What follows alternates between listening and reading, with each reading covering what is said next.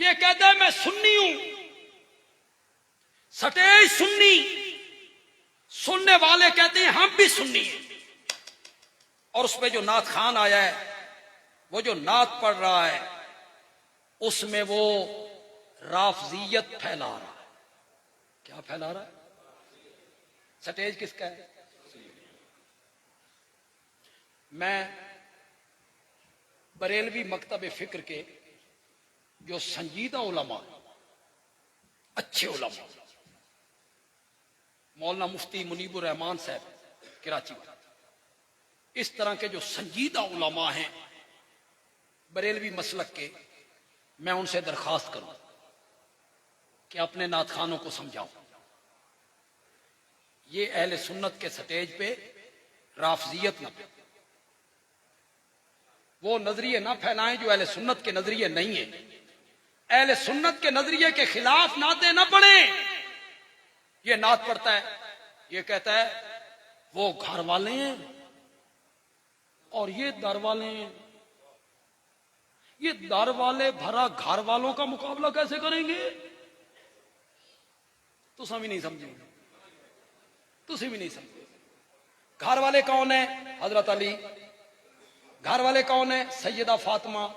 گھر والے کون ہیں؟ حسنین کریمین رضی اللہ تعالی عنہم اجمعین۔ یہ گھر والے۔ در والے کون ہیں؟ ابو بکر، عمر، عثمان، معاویہ۔ یہ گھر والے ہیں، یہ در والے ہیں۔ بھلا در والے گھر والوں کا مقابلہ یہ پھیلا رہا ہے۔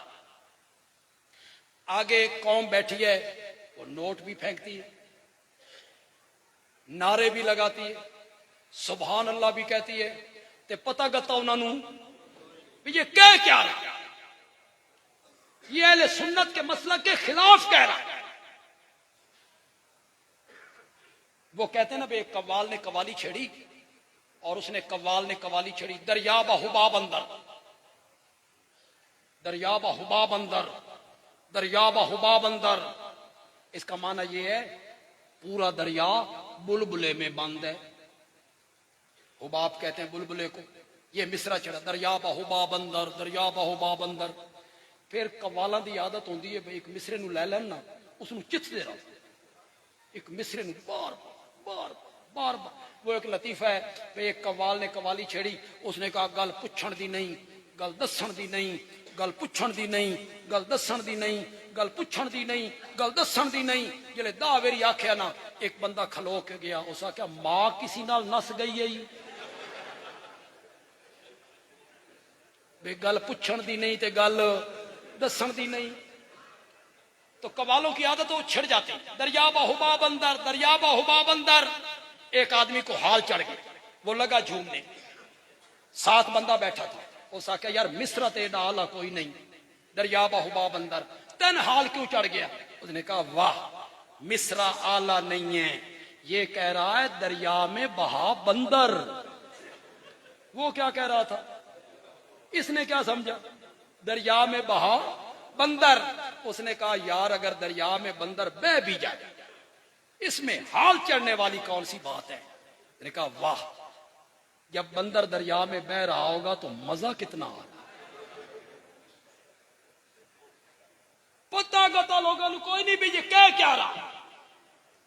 وہ در والے ہیں، وہ گھر والے ہیں۔ در والے بھلا گھر والوں کا مقابلہ کیسے کریں گے؟ میں نے کہا جان کی امان پاؤں، تو سنی ہے تو پوچھ لوں حضرت علی کیوں گھر والے ہیں؟ بتا نا مجھے، تو نہیں بتائے گا تو میں بتا دیتا ہوں۔ حضرت علی اس لیے گھر والے ہیں کہ وہ میرے نبی کے داماد ہیں، ان کے گھر میرے نبی کی بیٹی ہے، اس لیے وہ گھر والے ہیں۔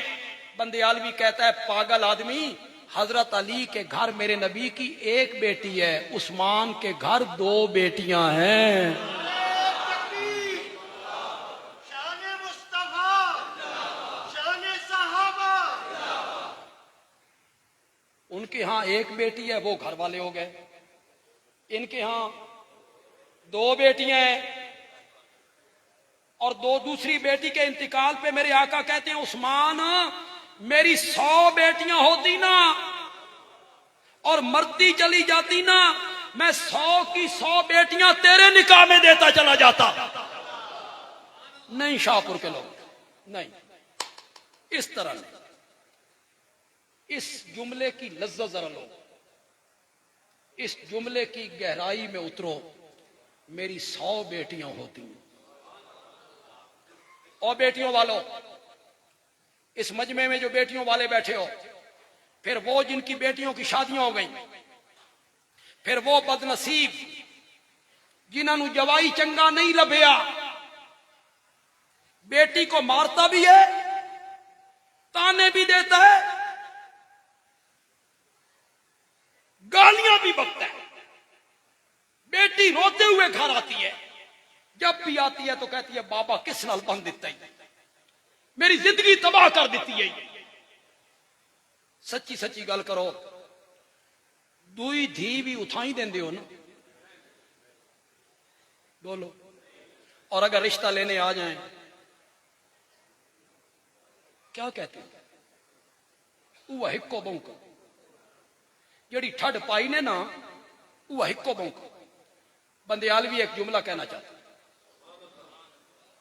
میرے مزاج کے مطابق سامعین نہیں ہیں، اس کے باوجود میں نے 1.25 گھنٹہ گزار لیا، بڑا اوکھا گزاریا، لیکن آپ میرے سامعین میرے مزاج کے نہیں.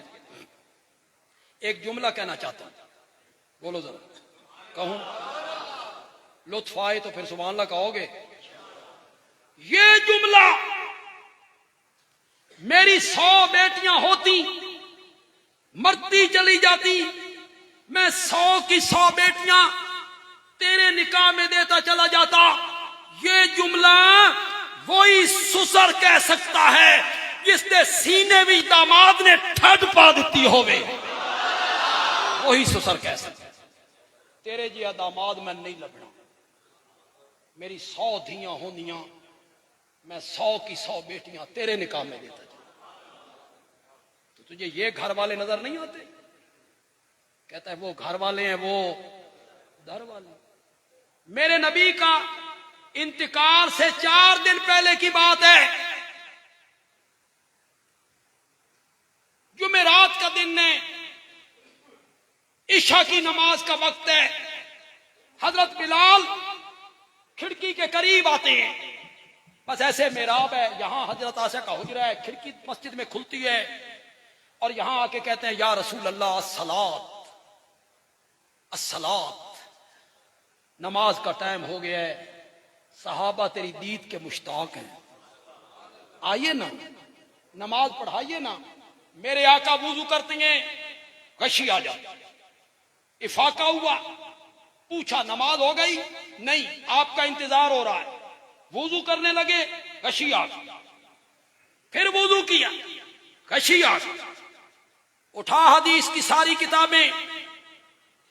میرے نبی نے جب سمجھا کمزوری ہے، نکاہت ہے، ضعف ہے، میں مسجد میں جا کے نماز نہیں پڑھا سکتا، تو پھر میرے نبی نے فرمایا مرو ابا بکر فلیصلی بالناس، ابو بکر کو کہو میرے مصلی پہ کھڑے ہو کے لوگوں کو نماز پڑھائے.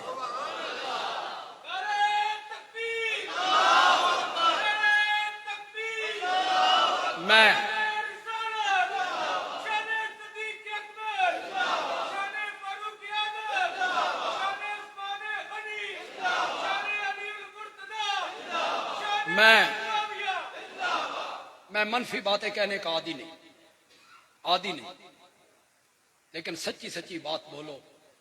جب میرا نبی مصلی ابو بکر کے حوالے کر رہا تھا، حضرت علی کہاں تھے؟ سفر پہ گئے ہوئے تھے، بیمار تھے، کہاں تھے؟ مدینے میں تھے. میرے نبی کے چچا حضرت عباس کہاں تھے؟ یہ گھر والے ہیں نا، نعت خان صاحب، وہ یہ گھر والے ہیں. میرے نبی کے چچا عباس، حضرت علی کے بڑے بھائی عقیل، حضرت عباس کے بیٹے عبداللہ، عبیداللہ، فضل، حضرت حسن، حضرت حسین، یہ سب مدینے میں موجود ہیں. اور میرا نبی کہتا ہے مرو ابا بکرن فلیصلی بالناس، میرے گھر والے پیچھے ہوں گے، ابو بکر آگے ہوگا. کس کو مصلی پہ کھڑا کیا تھا میرے نبی نے؟ تو پھر سب سے افضل کون ہے؟ بولو تو صحیح یار، زور سے بولو یار. بس میری تقریر کے آخری جملے ہیں اور میں پورے یومن پہ اپنی تقریر ختم کرنا چاہتا ہوں کہ جس طرح میں نے شروع کی تھی اسی پہ میں ختم کروں، اور اس پہ میں نے ممبر چھوڑ دینا ہے. ایک دن میرے نبی کی طبیعت سنبھل گئی، ادھر نماز ہو رہی ہے. فرمایا نماز ہو گئی؟ کہ جی ہو رہی ہے. فرمایا مجھے بھی مسجد میں لے چلو، میں آج نماز مسجد میں پڑھنا چاہتا ہوں. دو آدمیوں کے سہارے میرے نبی اس کھڑکی سے باہر آئے، پاؤں مبارک زمین پہ گھستے ہوئے آ رہے ہیں، نکات کمزوری. کچھ ادھر کے نمازیوں نے اشارہ کیا، کچھ حضرت ابو بکر کو محسوس ہوا کہ نبی آ گئے، نبی آ گئے. ابو بکر نے مصلی چھوڑا، پیچھے ہٹے، نبی جو آ گئے. ابو بکر سچا عاشق تھا نا، جہاں نبی موجود ہو وہاں ابو بکر مصلی پہ نہیں ٹھہر سکتا.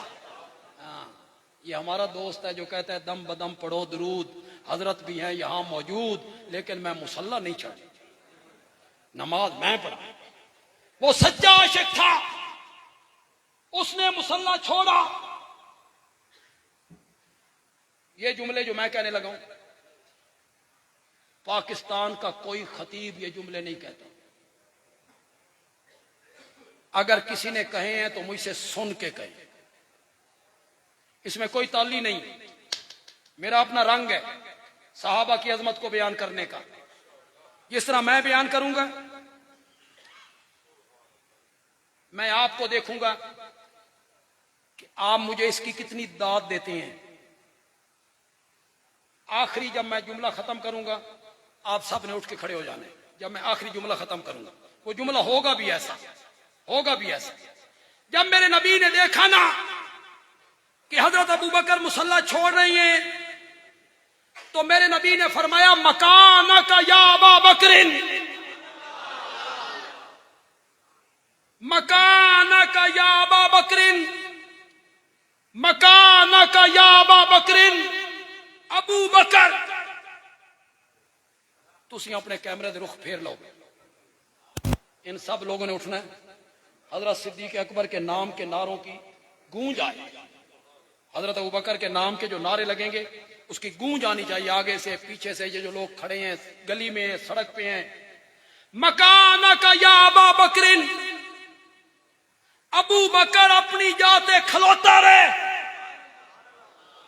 ابو بکر اپنی جاتے کھلوتا رہے، ابو بکر اپنی جاتے کھلوتا رہے. اج میں نماز پڑھان نہیں آیا، اے ویکھن آیا تیری امامت دا منکر کون ہے.